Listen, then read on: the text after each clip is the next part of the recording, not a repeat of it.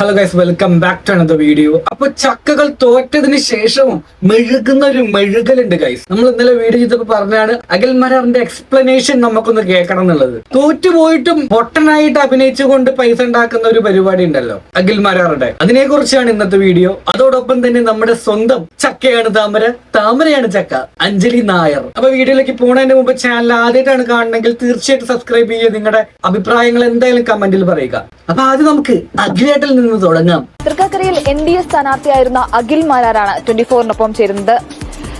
അഖിലെ Uma Thomas ഒരു ചരിത്ര ഭൂരിപക്ഷത്തിലാണ് വിജയിച്ചത്. അഖിൽ പക്ഷേ ഒരു വലിയ പരാജയം നേരിട്ടു. അല്ല, അങ്ങനെയില്ല. അഖിൽ എന്ന് പറയുന്ന വ്യക്തി ഉമാ തോമസ് എന്ന് പറയുന്ന വ്യക്തിയല്ല ഇവിടെ മത്സരിച്ചത്. ഒരു തെരഞ്ഞെടുപ്പ് അഖിൽ എന്ന് പറയുന്ന വ്യക്തി ഉമാ തോമസ് എന്ന വ്യക്തിയുമല്ല ഇവിടെ മത്സരിച്ചത്. പക്ഷെ ആ സമയത്ത് ഉണ്ടായിരുന്ന ഒരു കോൺഫിഡൻസ്, ആ വീഡിയോ ഞാൻ ഇനി വീണ്ടും പ്ലേ ചെയ്യണോ? നിങ്ങൾ എല്ലാവരും കണ്ടാണ്, എന്നാലും വീണ്ടും ഒന്ന് പ്ലേ ചെയ്യാം. തൃക്കാക്കര എഴുതി വെച്ചു. അതാണ് ചോദ്യം. തൃക്കാക്കര എഴുതി വെച്ചോ എന്ന് പറഞ്ഞ ആളാണ് ഇപ്പൊ പറഞ്ഞുകൊണ്ടിരിക്കുന്നത്. ഞാനൊന്ന് ചോദിക്കട്ടെ, നിങ്ങൾക്ക് എവിടെയെങ്കിലും ഒന്ന് ഉറച്ചു നിൽക്കാൻ പറ്റുമോ? ബുദ്ധിമുട്ടാണെന്നറിയാം, എന്നാലും ഒന്ന് ട്രൈ ചെയ്യ്. മുന്നണി രാഷ്ട്രീയങ്ങൾ തമ്മിലുള്ള ചർച്ചയാണ്. അവിടെ അഖിൽ മാരാർക്ക് പ്രാധാന്യമില്ല, ഉമാ തോമസിന് പ്രാധാന്യമില്ല. ഞങ്ങൾ ഉയർത്തുന്ന രാഷ്ട്രീയത്തിനാണ് പ്രാധാന്യം. അപ്പൊ വെറും ഒരു ഡമ്മി എന്നുള്ള ലെവലിലാണോ നിങ്ങളെ അവർ മത്സരിപ്പിച്ചതെന്ന് എനിക്ക് ചോദിക്കാനുള്ളത്. ഓൾറെഡി സോഷ്യൽ മീഡിയയിൽ നിങ്ങളൊരു പൊട്ടനാണ്. സ്വാഭാവികമായിട്ടും NDA മുന്നോട്ട് വയ്ക്കുന്ന ഒരു രാഷ്ട്രീയ ആശയത്തിന് വലിയ സ്വീകാര്യത കേരളത്തിൽ ലഭിച്ചു എന്നുള്ളതാണ് 3 താമര വിരിഞ്ഞതും. കഴിഞ്ഞ പ്രാവശ്യം കിട്ടിയ 15,000 വോട്ട് ഇത്തവണ 21,500 വർദ്ധിപ്പിക്കാൻ തൃക്കാക്കരയിൽ നമുക്ക് കഴിഞ്ഞതും. നല്ല വർധനയാണ് കേട്ടോ. 2020 എന്ന ഒരു പ്രസ്ഥാനവും അത് BJP-യിലോട്ട് ചേർന്ന ശേഷം ഇവര് രണ്ടുപേരും കൂടി തലകുത്തി നിന്നിട്ട് പോലും നോക്കുകയാണെങ്കിൽ ജസ്റ്റ് 2% എന്നുള്ള ഒരു ഹൈക്ക് മാത്രമേ അവിടെ ഉണ്ടായിട്ടുള്ളൂ. അതിനെയാണ് ഇങ്ങനെ മെഴുകിയും കൊണ്ടിരിക്കുന്നത്. ഞാനെന്തോ അവിടെ മല മറച്ചു എന്നാണ് പറഞ്ഞുകൊണ്ട് നടക്കട്ടെ. ബാക്കി പ്രചരണം നടത്തിയ ഒരാൾ കൂടിയാണ്. വലിയ സോഷ്യൽ മീഡിയയിലൊക്കെ വലിയ ക്യാമ്പയിനുകളും കാര്യങ്ങളും ഒക്കെ നടത്തിയ ഒരാൾ കൂടിയാണ്. പക്ഷെ എവിടെയാണ് 2020 പിഴച്ചത് എന്നൊരു ചോദ്യം. അല്ല, 2020 പിഴച്ചിട്ടില്ല, നമുക്ക് ആർക്കും പിഴച്ചിട്ടില്ല. നമ്മൾ ആലോചിക്കണം. നമ്മൾ ഒരിക്കലും ജയസാധ്യത ഇല്ല എന്ന് എല്ലാവരും വിശേഷിപ്പിച്ചൊരു സ്ഥലത്താണ് ഞാൻ മത്സരിക്കാൻ വരുന്നത്. പക്ഷെ ഇതിന്റെ മുമ്പ് പറഞ്ഞ ഒരു ക്ലിപ്പ് നമ്മൾ കേൾക്കണം ഗൈസ്. ഞാൻ ആ സ്ഥലം തെരഞ്ഞെടുക്കാനുള്ള കാരണം അവിടുത്തെ ഉള്ള വെൽ എഡ്യൂക്കേറ്റഡ് ആയ ആൾക്കാരുടെ സ്വഭാവം കൊണ്ടാണ്. അവർ പാർട്ടി നോക്കില്ല. ഇച്ചിരി കൂടി നല്ല തൃപ്പൂണിത്തുറയിലായിരുന്നോ നിൽക്കാനാണെങ്കിൽ? അല്ല, എന്താ? ഞാൻ തൃക്കാക്കര ഫെബ്രുവരി 25 സാബു സാറിനോട് ചോദിച്ചുകൊണ്ടല്ലോ ആണ്. എത്രയോ മാർച്ച് 15 കൺഫർമേഷൻ വരുന്നത്. ഫെബ്രുവരി അതെന്താന്ന് വെച്ചാലേ, തൃക്കാക്കരയിലെ സാധ്യത വേറെ ആരും കാണാത്ത സാധ്യതകളാണ് ഞാൻ കാണുന്നത്. എന്താ കണ്ടത്? ഒന്ന് ഇവിടെ ഞാൻ പറഞ്ഞല്ലോ, ഫ്ളാറ്റുകളിലും അല്ലാതെയൊക്കെ താമസിക്കുന്ന വോട്ടർമാരിൽ കൂടുതലും കുറച്ച് വെൽ എഡ്യൂക്കേറ്റഡ് ആയിട്ടുള്ള തീർച്ചയായിട്ടും അവരെ സംബന്ധിച്ച് രാഷ്ട്രീയമില്ല അവർക്ക്. അല്ല, അവർക്ക് രാഷ്ട്രീയമില്ല ഗൈസ്. വെൽ എഡ്യൂക്കേറ്റഡ് ആണ്. അതന്നെ അവർ തെളിയിച്ചു കൊടുത്തു. അവർ വെൽ എഡ്യൂക്കേറ്റഡ് ആണെന്നുള്ള കാര്യം പൊട്ടിച്ചു കൊടുത്തിട്ടുണ്ട് കയ്യില്. അതവിടെ നിൽക്കട്ടെ. ബാക്കി മെഴുകിൽ നമുക്ക് കാണാം ഗൈസ്. നോക്കൂ, എനിക്ക് ആദ്യം ഇവിടെ വേണ്ടത് ജയിക്കാൻ കഴിയുമെന്ന് പറയുന്ന പ്രതീക്ഷ എന്റെ പാർട്ടി പ്രവർത്തകർക്ക് കൊടുക്കുക എന്നുള്ളതാണ്. പാർട്ടി പ്രവർത്തകർക്ക് ഒരു പ്രതീക്ഷ കൊടുക്കുക. അപ്പൊ നിങ്ങൾ അവിടെ ജയിക്കില്ല എന്ന് നിങ്ങൾ മുന്നേ തീരുമാനിച്ചോ? പ്രതീക്ഷ മാത്രം പാർട്ടി പ്രവർത്തകർക്ക് കൊടുത്തിട്ട് വേറെ സൈഡിലോട്ട് മാറിയിരിക്കുക അല്ലെ? എന്നാ പിന്നെ അങ്ങനെ പറഞ്ഞാ പോരെ. റിപ്പോർട്ടർ ചാനലിലെ അരുൺ മൊട്ട എന്റെ ഇലക്ഷൻ അഖിൽ മാരാർ മുന്നിലെന്ന് വായിക്കുന്ന നിമിഷം അതിനു വേണ്ടി ഞാൻ കാത്തിരിക്കുകയാണ്. റിപ്പോർട്ടർ ചാനലിലെ അരുൺകുമാറിന് എന്താ വാർത്ത, ഞാൻ മുന്നിലാണെന്ന് വായിക്കുന്ന നിമിഷത്തിന് വേണ്ടി. വളരെ നന്നായിട്ടുണ്ട്. അടുത്തത് അവർക്ക് ആ പ്രതീക്ഷ കൊടുക്കുമ്പോൾ മാത്രമേ അവർക്കൊരു വോട്ട് ചെയ്യാൻ തോന്നത്തുള്ളൂ. 2, അവർ ഒരാളോട് വോട്ട് ചോദിക്കാൻ പോകത്തുള്ളൂ. അപ്പോ അഖിലേട്ടനെ അറിയാം അവരുടെ വോട്ടും മറയും, അല്ലെങ്കിൽ വലിയ വിശ്വാസമില്ല കൂടെ നിൽക്കുന്ന ആൾക്കാരെയും അല്ലേ? എങ്ങനെ പറ്റുന്നുടോ തോറ്റതിന് ശേഷം കൂടെ നിന്ന ആൾക്കാരെ അങ്ങനെ മൂഞ്ചിച്ച് പറയാൻ? വെറുതെ അല്ല നിങ്ങളെ ഡബിൾ സ്റ്റാൻഡ് എന്ന് വിളിച്ചോണ്ടിരിക്കുന്നു കേട്ടോ ആൾക്കാര്. അപ്പൊ എന്റെ ടീമിനെ സെറ്റാക്കി എടുക്കാൻ വേണ്ടി അവരെ എത്രത്തോളം ആത്മവിശ്വാസത്തോടു കൂടി എനിക്ക് ഈ രംഗത്തേക്ക് ഇറക്കാൻ പറ്റണം. അഖിൽ മാരാർ ശക്തമായിട്ട് തന്നെ തെരഞ്ഞെടുപ്പിൽ രാഷ്ട്രീയത്തിലുണ്ടാവും, തൃക്കാക്കരയിൽ സജീവമായി ഉണ്ടാകും എന്നാണ് അഖിൽ പറയുന്നത്. ഇനി എന്തായാലും തൃക്കാക്കരയിലും എവിടെയും വേണ്ട ആവശ്യമില്ല. അവിടുത്തെ വെൽ എഡ്യൂക്കേറ്റഡ് ആയ ആൾക്കാരെന്തായാലും അഖിലേട്ടനെ വേരോടെ പറിച്ചും കളഞ്ഞിട്ടുണ്ട്. ബിക്കോസ് അവര് വെൽ എഡ്യൂക്കേറ്റഡ് ആണ്. അത് അവര് തെളിയിച്ചു. മണ്ടന്മാരല്ല. അടുത്ത കണ്ടസ്റ്റന്റ് അഞ്ജലി നായർ. ഹലോ, എല്ലാവർക്കും നമസ്കാരം. ഹലോ തോറ്റമ്മല്ലേ. എല്ലാവരും എന്ന് പറയുമ്പോൾ പ്രത്യേകിച്ചത് ട്രോളർമാർക്ക് വേണ്ടിയിട്ടുള്ള നമസ്കാരമാണ്. ഈ വീഡിയോ അവർക്ക് വേണ്ടി ഡെഡിക്കേറ്റ് ചെയ്യുന്നു. നന്ദിയുണ്ട്. ഇടയ്ക്ക് നമ്മുടെ ചാനലിലൊക്കെ വന്നിരുന്ന ഒരു കമന്റ് ഒക്കെ ഇട്, നമുക്ക് ഗുണാവുമല്ലോ.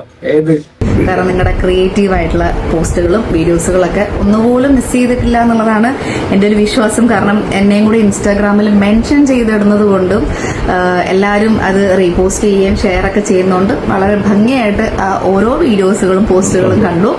എന്തായാലും അത്തരത്തിലുള്ള എൻജോയ് ചെയ്തു ശരിക്കും അല്ലേ? എൻജോയ് ഭയങ്കര ചെയ്തത് രസമായിരുന്നു. മാത്രമല്ല അത്തരത്തിലുള്ള നിങ്ങളുടെ ഓരോ ക്രിയേറ്റിവിറ്റികളും എനിക്ക് പ്രശംസിക്കാതിരിക്കാൻ ഒരു തരത്തില് അല്ലെങ്കിൽ മറ്റൊരു തരത്തിൽ ഒരുപാട് ഗുണം ചെയ്തിട്ടുണ്ട്. എന്തായാലും അതിനുവേണ്ടി സമയം കണ്ടെത്തിയാണ്. ഞാനൊന്നുമല്ല എന്നിട്ട് പോലും എനിക്ക് വേണ്ടി ഇത്രയും സമയം കണ്ടെത്തിയ ഓരോ ട്രോളർമാർക്കും ഞങ്ങളുടെ ഒരു വലിയ നന്ദി അറിയിക്കുന്നു.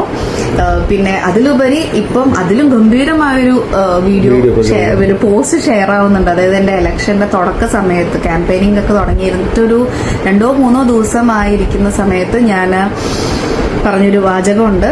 ട്രോളെല്ലാം കാണുന്നുണ്ട്, അടിപൊളിയാണ്, നിങ്ങൾ നിങ്ങളുടെ കാര്യങ്ങൾ ചെയ്തോളൂ, പക്ഷെ എന്നാലിങ്ങനെ ഒരുപാട് ഉപദ്രവിക്കരുത് എന്ന് പറഞ്ഞിട്ടൊരു കമന്റ് ഞാൻ അന്ന് ഇട്ടിട്ടുണ്ടായിരുന്നു. ഏകദേശം ഇപ്പൊ അത് പറഞ്ഞിട്ട് എനിക്ക് തോന്നുന്നു 1 മാസം കഴിഞ്ഞു. 1 മാസത്തിൽ 1.5 മാസത്തോളം ആയിരുന്നു അല്ലേ. ഇമാതിരി എന്നെ കൊണ്ട് കൂടുതൽ പറയിക്കണ്ട. മൊണ്ണത്തരങ്ങൾ വിളിച്ചു പറഞ്ഞു കഴിഞ്ഞാൽ ആരാ ട്രോളാതിരിക്കുക. ചക്കയാണ് താമര, താമരയാണ് ചക്ക. എല്ലാത്തിനും ഒരു പരിധി ഉണ്ട് കേട്ടോ. അത്രയും ആയും തോന്നുന്നു ഇപ്പൊ ഇലക്ഷന്റെ ഒരു ഡേറ്റ് നോക്കുകയാണെങ്കിൽ. അത് വന്നിട്ട് ഇപ്പോ ആ വാചകങ്ങള് ഇപ്പോ അത് കൃത്യമായിട്ട് ഒരുപാട് പേര് അത് ഷെയർ ചെയ്യുന്നുണ്ട്. അതായത് ഇലക്ഷന് തോറ്റതിന് ഉപദ്രവിക്കരുത്, വിഷമിപ്പിക്കരുത്, വേദനിപ്പിക്കരുത് എന്നൊക്കെ പറഞ്ഞിട്ട് അങ്ങനത്തെ ഒരു പോസ്റ്റ് ഞാൻ പറഞ്ഞു എന്ന് പറഞ്ഞിട്ട് വരുന്നുണ്ട്. അപ്പൊ അത് എന്റെ അല്ല, ഞാൻ അങ്ങനെ ഒരു കാര്യം പറഞ്ഞിട്ടില്ല. പറഞ്ഞത് നന്ദിയുണ്ടേ.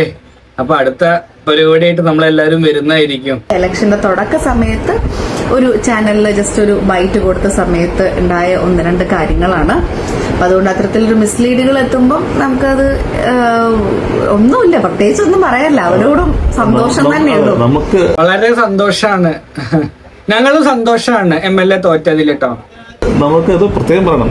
ഇത് കണ്ടിട്ടൊന്നും നമുക്ക് യാതൊരു വിധത്തിലുള്ള വിഷമവും ഇല്ല കേട്ടോ. ഒരു തരത്തിലുള്ള അധികം വിഷമൊന്നുമില്ല, എന്നാലും ചെറിയൊരു സങ്കടം. കരയണ്ട ചേച്ചി. അടുത്തത് എന്തായാലും ഇവിടെ തന്നെ ഉണ്ടാവും ഞങ്ങള്. ഇതിന്റെ ഒരു ഭാഗവത്തായിട്ട് ഇതിൽ ഓരോ കാര്യങ്ങളിലും മാക്സിമം പ്രസൻസ് കൊടുക്കാനായിട്ടുണ്ടാവും. ചിലവർ വിചാരിക്കും നമ്മൾ വിഷമിച്ചിരിക്കുകയാണ്, ഇവിടെ നിന്ന് ഓടിപ്പോവും എന്നൊക്കെ പല ചിന്തകളുണ്ട്. ഒരു ഓട്ടവും ഇല്ല, ഒരു വിഷമവും ഇല്ല. ഞങ്ങൾ മുന്നോട്ട് തന്നെയാണ്. അപ്പൊ അതുകൊണ്ട് നമുക്ക് വരും ദിവസങ്ങളിൽ, മാസങ്ങളിൽ, വർഷങ്ങളിലൊക്കെ ഇതേപോലെ നിങ്ങൾക്ക് എന്റർടൈൻ ചെയ്യാൻ വേണ്ടിയിട്ടുള്ള കാര്യങ്ങൾ മാക്സിമം എന്റെ ഭാഗത്തുനിന്ന് ഞങ്ങൾ ഉണ്ടാക്കി തരാം. Thank you Thomas. ചേച്ചി എന്തായാലും ഫിലിം ഇൻഡസ്ട്രിയിൽ എന്തായാലും ഒരു എന്റർടൈൻമെന്റ് പർപ്പസ് തന്നെയാണ് ചെയ്തുകൊണ്ടിരിക്കുന്നത്. അപ്പൊ അത് അവിടെ ചെയ്താൽ പോരെ? പാർട്ടിയിലോട്ട് ഇറങ്ങിയിട്ട് എന്തിന് നിങ്ങൾക്ക് എന്റർടൈൻമെന്റ് തരണം?